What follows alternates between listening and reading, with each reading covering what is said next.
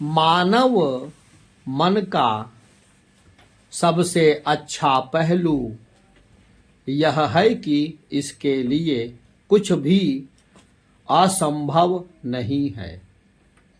इसका एक दूसरा पहलू भी है कि यह चंचल है। यही कारण है कि हमारे जीवन में लक्ष्य को निर्धारित करने की आवश्यकता होती है ताकि हम एक स्पष्ट दिशा में आगे बढ़ते रहें और अपने द्वारा निर्धारित की गई ऊंचाई को छू सके। लेकिन आज के भाग दौड़ भरे जीवन में ऐसा देखा जा रहा है कि मनुष्य अपने द्वारा निर्धारित लक्ष्य को पाकर भी संतुष्ट नहीं है। इसके पीछे का कारण संभवतः बहुत छोटा है, लेकिन इसके प्रभाव की पीड़ा से त्रस्त होने वाले लोगों की संख्या बढ़ती जा रही है।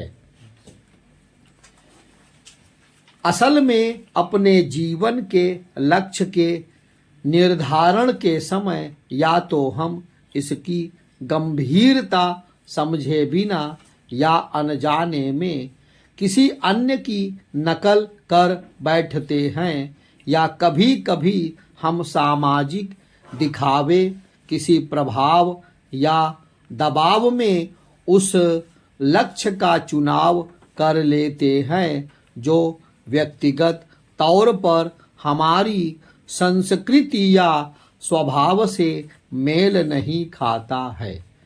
लक्ष्य पर हमारे पूरे जीवन की पहचान टिकी होती है, इसलिए यह समझना आवश्यक हो जाता है कि हम कैसे उस लक्ष्य का चुनाव करें जो प्राप्त होने की अवस्था में हमारे लिए केवल एक दिखावटी उपलब्धि ना हो, बल्कि हमें शांति और संतुष्टि प्रदान कर सके।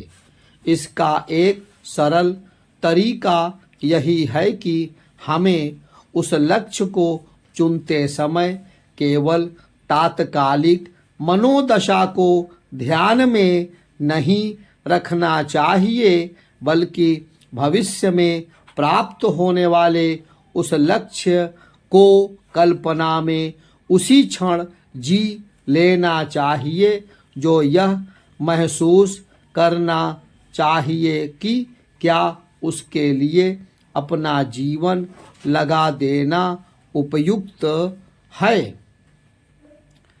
हमें समझना होगा कि अंततः हमारे लिए केवल यही मायने रखता है कि क्या हम अपने जीवन से संतुष्ट हैं, क्या हमने भरपूर जीवन जी लिया है। इसीलिए जीवन की दिशा और दशा की ऊंचाई निर्धारित करने से पहले उस अंतिम बिंदु को बहुत गंभीरता के साथ तय करना आवश्यक हो जाता है, जिसे हम अपना जीवन देकर प्राप्त करने वाले हैं।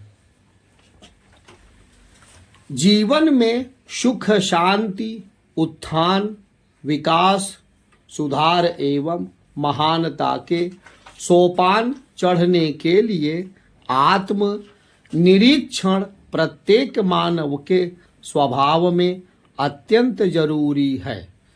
आत्म निरीक्षण के उपक्रम से मानव के स्वभाव में प्रखरता आती है, सद्गुणों की वृद्धि होती है और व्यक्तित्व का निर्माण होता है। व्यक्तित्व निर्माण से ही जीवन का मूल्य महत्वपूर्ण बनता है। जब अपने जीवन के प्रत्येक भाग को ध्यानपूर्वक देखेंगे तभी यह संभव है, यानी जीवन के प्रत्येक भाग में कहाँ कौन सी कमी है, इस पर तत्परता पूर्वक गौर करेंगे, तभी हम अपनी कमियों को दूर कर पाएंगे। प्रायः व्यक्ति को अपने दोष नहीं दिखाई देते। भूले भटके कोई व्यक्ति कमियां दिखाए तो उसे ईर्ष्यालु या शत्रु मान लिया जाता है। इसका परिणाम यह होता है कि उनका समूचा व्यक्तित्व भौंडा बन जाता है। मनुष्य अपने दोष देखने की जगह दूसरों की कमियां देखने में रस लेते हैं। अधिकांश लोग इसी में अपनी शक्ति एवं समय की खपत करते हैं, पर छिद्रान्वेषण की प्रवृत्ति उन्हें संसार में कहीं सुंदरता नहीं देखने देती। सृष्टि में गुण है तो दोष भी। हर स्थान, पदार्थ, व्यक्ति में किसी न किसी मात्रा में ये दोनों हैं। संसार में दुग्ध, फल, मेवा जैसी पोषक चीजें हैं तो जहर जैसे मारक पदार्थ भी।